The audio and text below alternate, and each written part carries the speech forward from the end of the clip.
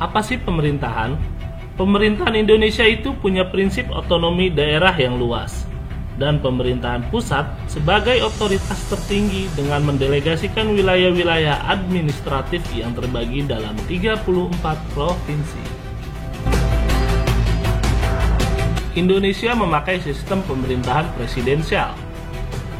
Bentuk pemerintahannya konstitusional dan dengan sistem politiknya demokrasi Pancasila.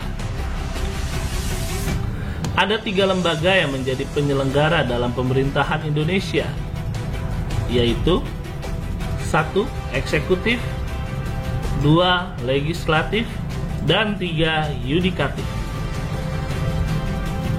Simpelnya, eksekutif itu lembaga yang menjalankan undang-undang, legislatif itu lembaga yang membuat undang-undang, dan yudikatif itu lembaga peradilan kalau ada pelanggaran undang-undang.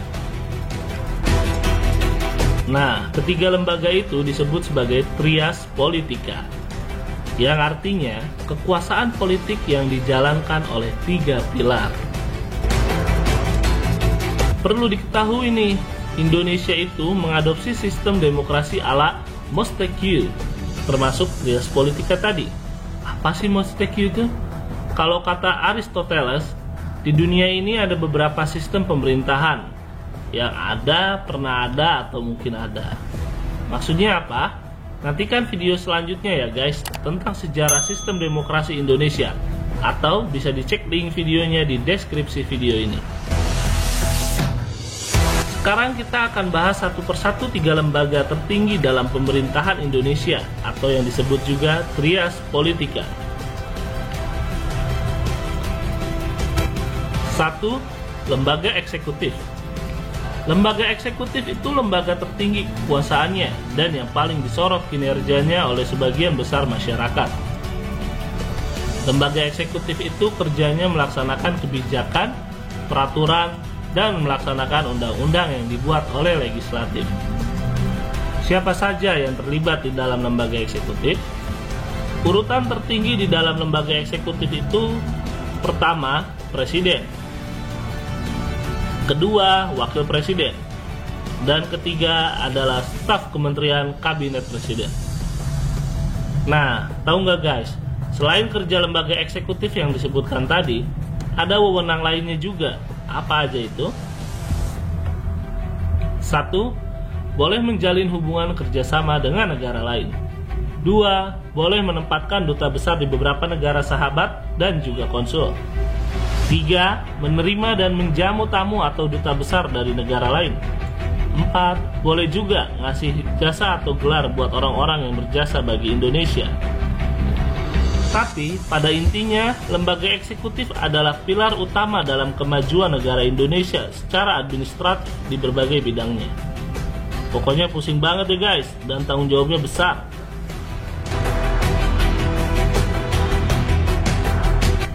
Lembaga legislatif. Lembaga ini adalah lembaga favorit masyarakat. Masa iya sih? Lembaga legislatif itu lembaga yang membuat dan merumuskan kebijakan, peraturan, dan undang-undang.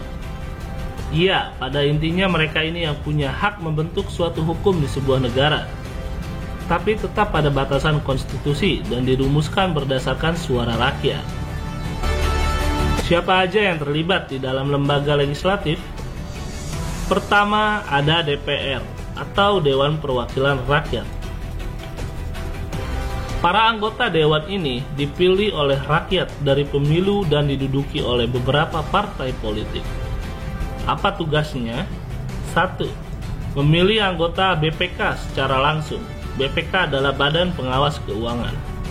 2. Mengajukan 3 hakim konstitusi. 3. Memberi persetujuan presiden atas pernyataan perang, damai, atau kerjasama dengan negara lain. 4. Bisa mengusulkan pemberhentian presiden dan wakil presiden. Itulah DPR.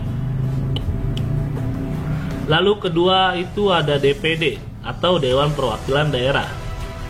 Sama seperti DPR, anggota dewan di dalam DPD juga dipilih oleh rakyat. Apa aja tugasnya? 1. Mengajukan rancangan undang-undang yang berhubungan dengan otonomi daerah dan mengawasi pelaksanaannya. 2. Memeriksa hasil keuangan negara melalui BPK. Ketiga, memberikan pertimbangan kepada Presiden mengenai RUU APBN. Ketiga, ada Majelis Permusyawaratan Rakyat atau MPR. Anggota MPR itu di dalamnya adalah anggota-anggota DPR dan DPD yang terpilih waktu pemilu. Apa aja tugas MPR? 1. Membuat, menetapkan, dan mengubah undang-undang. 2. Melantik presiden dan wakil presiden. Ketiga, memberhentikan presiden dan wakil presiden sesuai undang-undang. Itu tadi adalah penjelasan mengenai lembaga legislatif. Dan yang terakhir adalah lembaga yudikatif. Lembaga yudikatif ini adalah lembaga yang melakukan pengawasan, pengawalan, dan memantau proses pelaksanaan undang-undang. Siapa aja yang termasuk di dalam lembaga yudikatif? Pertama ada Mahkamah Agung. Mahkamah Agung ini bersifat lembaga kehakiman yang punya wewenang melakukan peradilan dan penegakan hukum terkait lembaga pemerintahan atau hukum-hukum yang berkaitan dengan negara. Apa aja tugas MA ini? 1. Mengadili dan menguji undang-undang. Kedua, memberi pertimbangan keputusan presiden tentang gerasi atau rehabilitas. Ketiga, bisa juga mengajukan 3 hakim konstitusi.